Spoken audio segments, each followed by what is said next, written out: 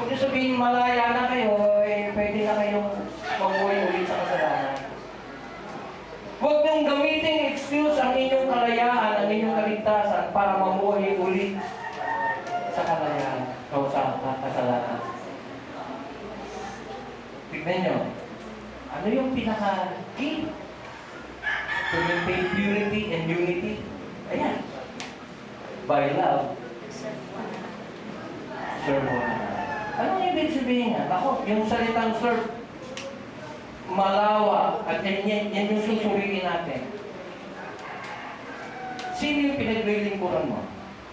In fact, parang sinasabi niya sino ang Panginoon mo? Usually, pag pinag-usapan natin, sino ang boss mo? Ano ang pumapasok sa isip mo? Ang boss mo, usually, yan yung sinusunod mo. Diba? Kaya si Pinoy, dyan sumikat kaya nanalo si Pinoy. Bakit? Anong sabi niya sa mga sambayan ng Pilipino? Kayo, ang boss ko. Anong ibig niya sabihin? Kayo, susundin ko. Hindi yung kung sino-sino dito sa politika. Hindi. Kayo. Kaya siya nanalo. Bakit? Nag-appeal sa mga masang Pilipino. Wow! Ako ang susundin niya. Kaya usually, kung sino yung iyong binobos, yan yung kasama na dyan yung paggalang mo. Diba? Kasama na dyan yung pagpapasakot mo. Kasama na dyan yung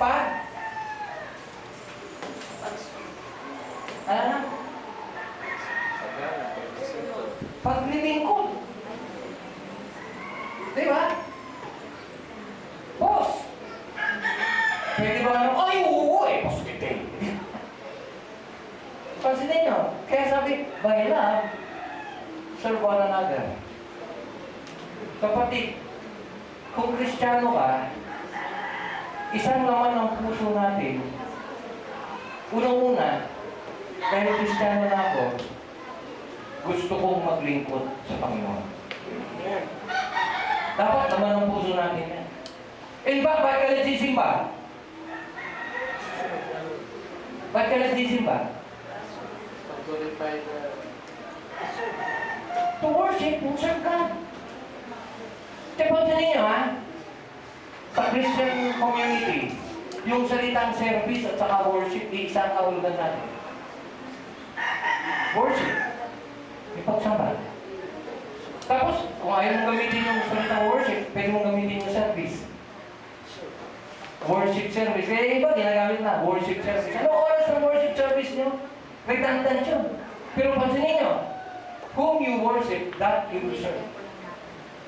Kung sino yung sinasamba, yan yung iyong paglilingkuran. Kaya tanong, ito ngayon ang tanong, napakalagang tanong, sino pinaglilingkuran mo sa buhay mo? Jesus. Pakisuri lang, sino madalas mo sinusunod? You see? Yun yung paglilingkod. Kaya kahit sino magsasabi, ako Kristiyano ko, pero kailanman hindi nasunod ng Diyos sa kanyang buhay, pakitanong lang kung Kristiyano ka. Okay nyo? My sheep hear my voice, I know them, and they what? Follow. Kaya pakita mo sa akin ng isang tao na talagang ang puso niya nasa Panginoon. Kapakita ko siya isang tao pasunurin sa Panginoon. Walang problema sa pagpapasakot sa Panginoon. Tignan mo yung buhay niya, mababasa mo Biblia sa kanya. Bakit? Kasi wala siyang ibang sinusunod kundi anong sinasabi ng Diyos. Bakit siya nagsisimba? Kasi obligasyon niya sa Panginoon. Kasi sa pamamagitan ng kanyang pagsamba, doon niya naluluhati ang Diyos. Hindi lang basta obligasyon sa isang tao umiibig ang kanyang ginagawa. Maaring ito ay obligasyon sa mata ng tao, pero sa kanya, ito ay gawa ng pag-ibig. Kasi kung pwedeng ginagampanan mo obligasyon mo, mabigat ang kalooban mo eh. Tama? Pero kung may pag-ibig ka, kapatid, ginagawa mo yung obligasyon mo to the letter, pero walang maririnig na sama ng loob sa'yo. May mga Kristiyano naglilingkod sa Panginoon kasi may hinihingi sa Panginoon. Asan ang pag-ibig doon? Diba? Kapatid, maglingkod tayo sa Panginoon, may hingin ka o wala. Bonus na lang yung may hingin ka. Pero, hindi yun yung dahilan kung ba't ka naglilingkod. Kaya hindi ko pinangangalala, gusto niyo pagpalain! Maglingkod kayo! Hindi, kapatid, kasi ang pagpapala, bonus na lang. Yun lang ikaw ay nakapaglingkod ng may kagalakan sa puso, blessing na eh. Amen? Hello? Pero ba dito pinilit magsimba? Okay naman ang mimilit, huwag nyo nang gawin yun. Walang pinipilit maglingkod. At hindi ka dapat pilitin. Pero, kapatid, kung tunay na ikaw ay umiibig, hindi ka mapipigilan sa paglingkod. You listening? Yes. So, by love, serve one another. Kumandyan. Bakit sinabi ito? Kasi sa totoo lang, yan yung sumisira sa unity. Kadalasan, pag pumunta ka sa isang samahan, pagkatapos wala kang ibang gusto sundin kundi sarili mo, yun yung simula ng pagkasira ng samahan.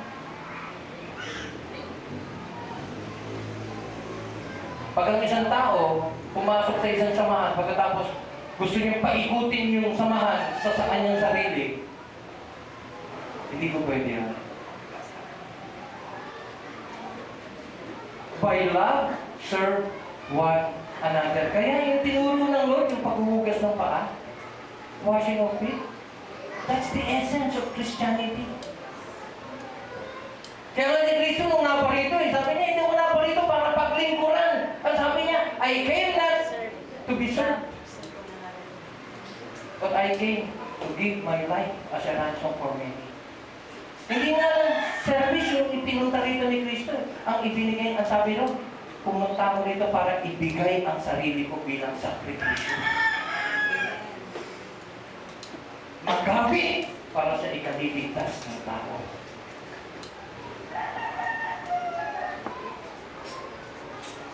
Hindi tayo nagpupunta sa simbahan para mapunan yung gusto nating mangyari. O kaya magkaroon ka kung ano yung gusto mo magkaroon. Mga binata, hindi kayo nagpupunta sa simbahan para makakita ng girlfriend. Maganda na maganda kung dito ka makakakita ng girlfriend, pero hindi yun yung pangunahing layunin mo kung ba't ka nagsisimba. Tama? Mga babae, hindi ka nagsisimba para makakita ng boyfriend. Maglingkod ka sa Panginoon, magpasawag ka sa Kanya. Panginoon ang bahala sa'yo. Hindi mo nga kailangan mamili eh. Kung talaga nagmamahal ka sa Panginoon ng higit isa sa sarili mo, hahayaan mo ang Panginoon mamili para sa iyo. Hindi ka magsisisi. Maalala niyo ako pag nandun ka na sa punto na yun. Huwag mo na ngayon, ha? Taas kong higit sa likod. Ito ba yun? Kilala mo ba yun? Sinsan mo na. Kilala mo. So, by love, serve one another. Bakit? Bakit? Ito na. For all the law is fulfilled in one word. Di ba naalala nyo? Tinanong si Kristo, ano doon sa 10 ang pinakahigit? Yan, sinagot dito ni Paul. Ewan ko kung narinig ni Paul yung sagot ni Kristo. Love the Lord with all thy heart, with all thy soul, with all thy mind. And the second is like unto it, love thou shalt love thy neighbor as thyself. So the whole law is fulfilled in one word. And what is the word? Love. Kaya, hanggang matapos itong series na ito, ang pinakalayunin ng series na ito sa pangangaral natin ay i-define, ipaliwanag, i-explain ng malinaw ano ba yung love na yan. Kasi kadalasan pag pinag-usapan ng love, maraming mga kabataan ang iniisip nila yung nanganatiri rito na gusto nyo kamutin pero hindi matanggal yung ating. Na tuwing makikita mo yung crush mo, talagang lumulutang ang puso mo. Sumasabog ang dibdib mo. Madalas ini-equate natin ang love sa damdamin. Emotion. Pag nakikita mo yung crush mo, kumakabog ang dibdib mo. Bago! Bago!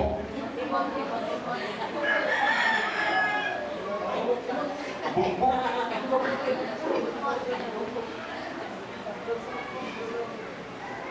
Pero pansinin nyo, ha? By love, serve one another. Medyo, ngayon pa lang gusto buksan na natin kaisipan natin. Ano? Ba't hindi sinabi na love one another? Ba't sinabi pa, by love, serve one another? Dito nililinaw ni Pablo kung anong uri ang tunay na pag-ibig. Kasi kung tunay ang ating pag-ibig sa Panginoon, kapatid, maglilingkod ka. Yung mga matatandang sinauna, alam nila yung concept ng tunay na pag-ibig. Pag ang isang babae, liligawan ng isang lalaki. Noong unang panahon, ha? Ewan ko kung inabutan kay brother to, hindi ko alam. Nagsisipak ng tao. Hindi mo rin inabutan? Swerte mo, Brad. Si Brother Joe, inabutan mo, Brad? Nagsiba ka ba?